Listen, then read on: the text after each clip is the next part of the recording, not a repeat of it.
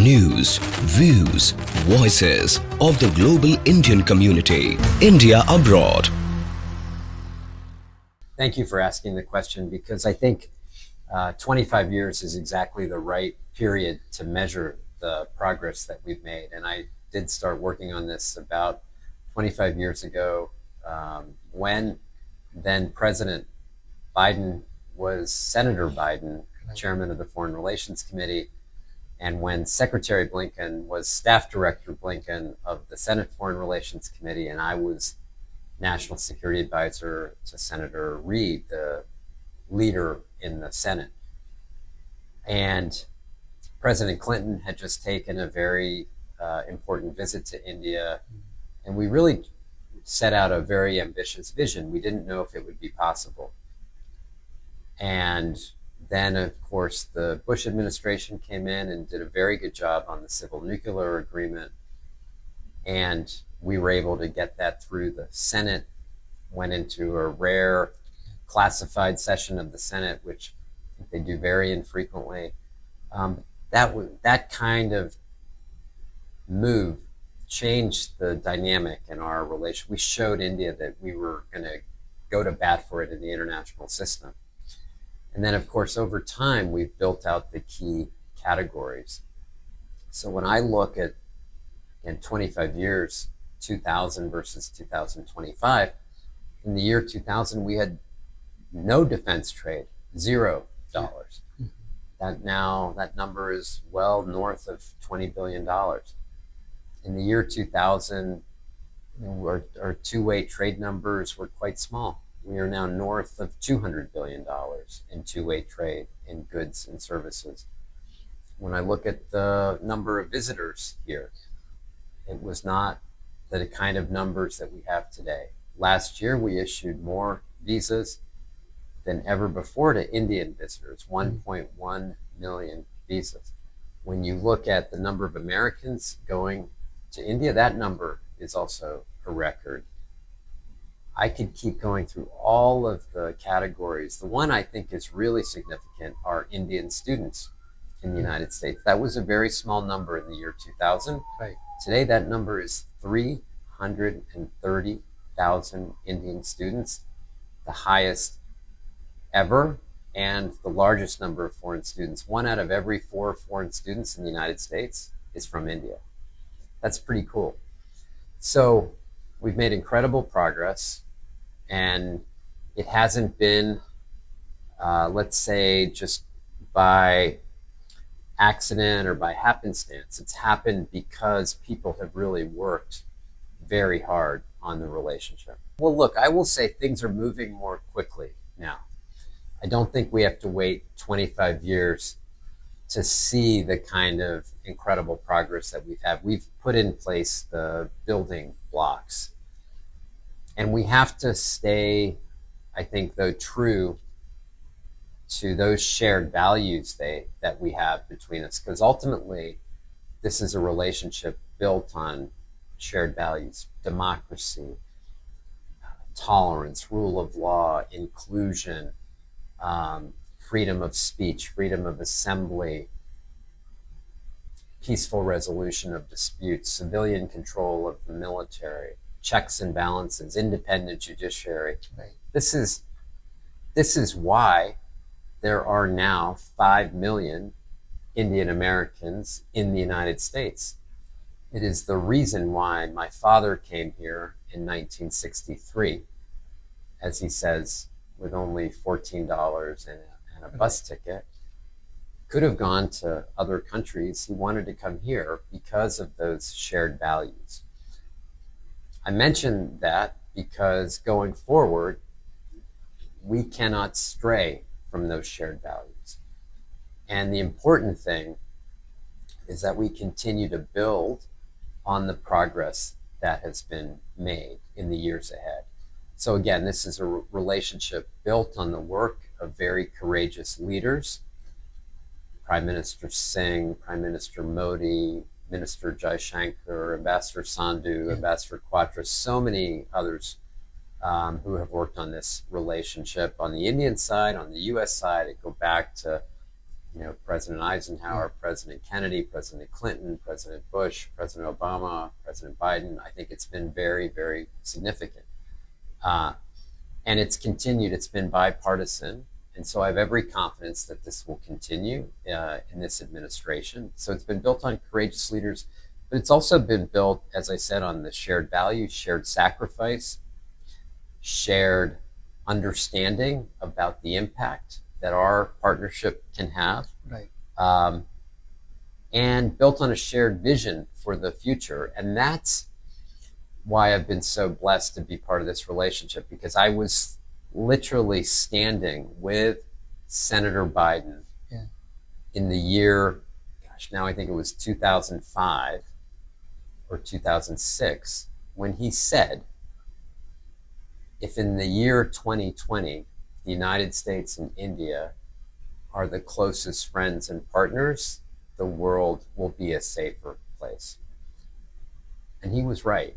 He was right 20 years ago. And so it is that kind of vision for the future that I think will help continue to drive us. I look at really what the ultimate glue is between our two countries, and it's the people. And that's what we have to continue to support, their dreams and aspirations, their hopes, and their immigrant stories and their immigrant journeys, just like my own family's. For my father to come here 60 years ago, and for me to sit here in front of you as Deputy Secretary and previously Ambassador, that's a great story. Not because of me necessarily, but because our system encouraged and allowed that to happen, facilitated that. I was able to serve in the U.S. military and still be very proud of my heritage and my roots, our ethnicity. And that's the kind of multicultural, inclusive democracy that will make our two countries prosper and thrive in the years ahead. There's other work we have to do, building out our major defense partner status with India, solidifying our trade relationship, building out our work on advanced technologies. I thought Jake Sullivan's visit focusing on advanced technologies and critical minerals was incredibly important, because our relationship is now taking a new phase as we are both technology powerhouses. And if we can put our two private industries together and our governments together to really use technology for good, to build the rules of the road going forward, that can be incredibly impactful for the rest of the world.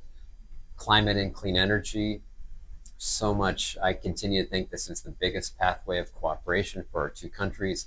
Now, health security and global health security, incredibly important. So I'm really actually quite excited, whether it's the next 25 years or next 10 years or next 5 years, I'm really excited if we stay true to those shared values. Look, I think there's no way to have the two world's biggest democracies, vibrant, noisy, complicated as they are, and not have some bumps in the road.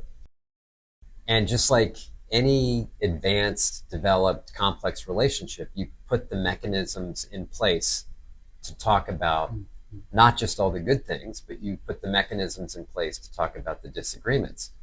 So on trade, we should resolve those, and if we have disputes, resolve them in multilateral settings or in bilateral forums. On issues of, people-to-people issues or other kind of restrictions in regulatory areas or in technology areas, we just have to be upfront with each other and talk. And I think there's people of goodwill on both sides who can solve these issues because of the promise of the relationship. So I'm actually not that worried about having differences. Differences are what make for a really dynamic relationship. What I don't want this to become, though, is a transactional relationship where we're just looking to sell things or you're looking, to have us buy things. Like, that is not a deep, consequential relationship built on values. And I think staying true to those principles, I think, are really key and really important. And that's why I keep going back to this need to support individuals in their journeys, and making sure that they feel like they're welcome here in the United States, and that they're respected, and that the kind of rule of law applies equally to everyone. So I can't speak for what will happen next. I just know there's incredible bipartisan support for the relationship, that Indian Americans have contributed so much, and people from across South Asia have contributed so much to this relationship. There's so much we can do together yet. Again, space cooperation we haven't looked at, but I look at the number of American companies that have provided satellites to have been launched into space by Indian rockets. I look at the NISAR radar that's going up this year. I think this is a great story, and we are pushing the bounds of cooperation and exploration, and that's a really neat thing. Again, back to the military. Right.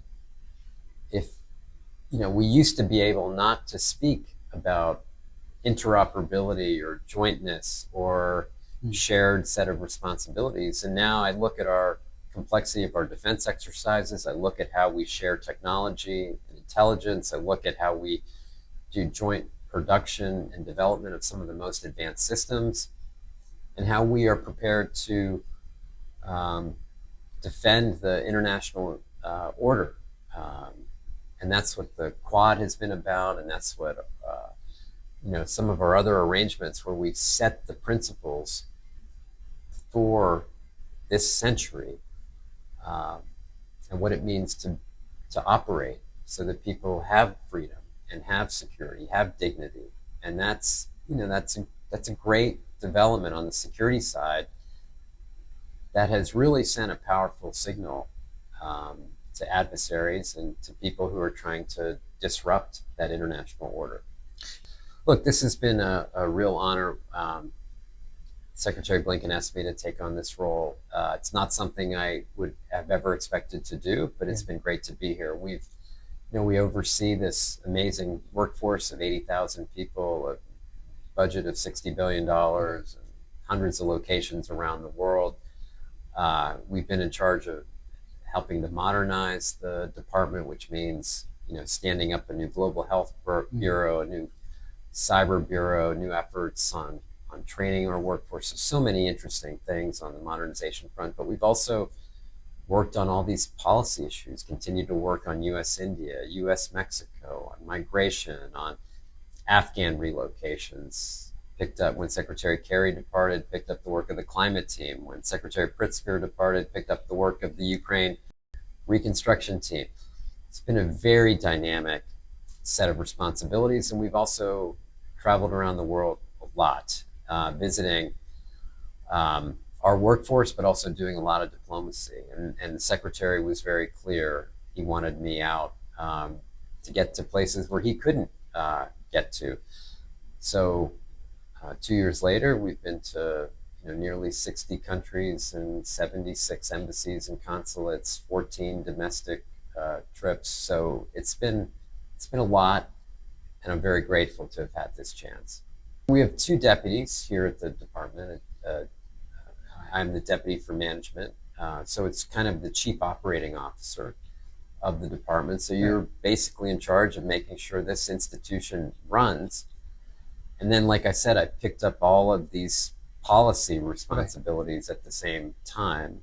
And so it's this multifaceted job that's been really, really fun, honestly. And we have a great team, and I think we've gotten a lot of good things done. I think, President Obama said to me when I was heading out to India, he said, these jobs are in the course of human history. You were there in these jobs for the blink of an eye.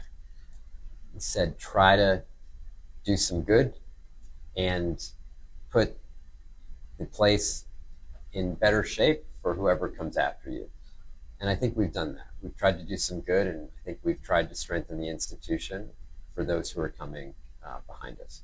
The State Department has embraced artificial intelligence as a tool to help us in the profession, reducing, I think, hours that have gone into some functions that I think the technology is really helping us. It's helping us to on the tradecraft part of it too. So very important tool with the proper guardrails in place. But we've also spent a lot of time on the diplomacy around artificial intelligence and making sure that AI is a tool for good and not a tool for surveillance or harassment or intrusion into people's lives. And so we've been trying to do the diplomacy to build up the guardrails, not only on AI, but on personal data privacy and so many other areas that are important in this era of technological advances moving so fast that the laws and regulations are not keeping up, and the international coordination has to keep up. That's where I think the diplomacy is so important. It's been amazing to see, and I've been really proud of the advancements that have been made. You know, when I worked on Capitol Hill in the early 1990s, I could probably count on two hands, you know, the number of Indian Americans that were on Capitol Hill, maybe 6 or 7 of us. There are now 6 or 7 members of Congress, right? And there's a vice president of the United States. We've had such a sea change. When I was in the US military, there were only a handful of us. Now there are hundreds, if not thousands, when I walked into that first National Security Council meeting that I went to probably 20 or 22 years ago, pretty intimidating. And now when I go in there, there's a lot of people that look like me and have similar backgrounds, and that's a really cool thing too. So the advancements have been great, and again, it's because of what this country offers. And that's what we have to continue to uphold and maintain, and that respect for diversity, that respect for inclusion, that respect for embracing people who come to this country today with $14 and a bus ticket. Maybe their kid could be Deputy Secretary of State in a few years. I just think we just have to be able to respect one another, and again, remember about our roots and our shared values and what makes this country strong. I think what makes this country strong is that we have people from all over the world who express different views and different opinions and come with different ideas. And that's the real strength of this country. Not everyone agrees with me. I think it's a vision that the country was built on, and that's what I'm going to keep fighting for in the years ahead. I think hugely impactful. You know, we came into office, incredible economic crisis around the world. Here at home, came into office, incredible pandemic that had brought down and impacted millions of people around the world. Weakened alliances, weakened partnerships. I think about what he's done over the last 4 years to rebuild the U.S. economy, to put people back to work, to strengthen our alliances and partnerships, rebuild architectures, deal with conflict in the Middle East, war in Ukraine, and competition with China, and so many other issues. I think he's done a incredible job, and I think Secretary Blinken has done an amazing job at leading the department. And it's not just state actors, it's the challenges from our disruptions in climate, it's from food insecurity and migration and technology and health insecurity. There's so many challenges today. There's also incredible promise and incredible opportunity. And we can't forget that. The more people being lifted out of poverty than ever before, more people living longer, more people voting in elections. And so we have to fight the tendencies to go backwards. This is a time to really march forward together. Uh, and so, you know, I'm so grateful to have had the chance to work here, to serve in the public sector, to have the ability to work on U.S.-India ties over these 25 years, and I'm excited about what lies ahead. Post Monday, I will take some time to get reacquainted with my family, who I think I need to spend some more time with after 76 trips around the world. So we'll take some time to figure it out, but we'll stay involved and stay active in these issues in particular.